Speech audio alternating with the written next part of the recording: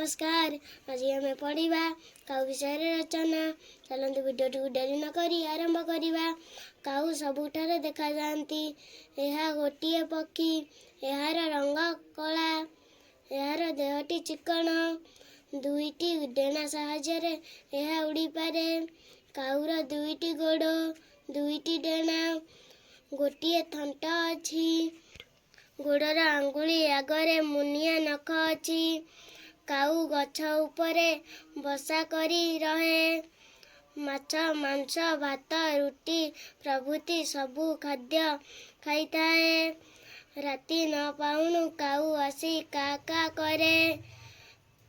लोक माने सकाळ हेला जानिपारी सेजरु उठंती। काऊ गोटिए उपकारी पक्षी।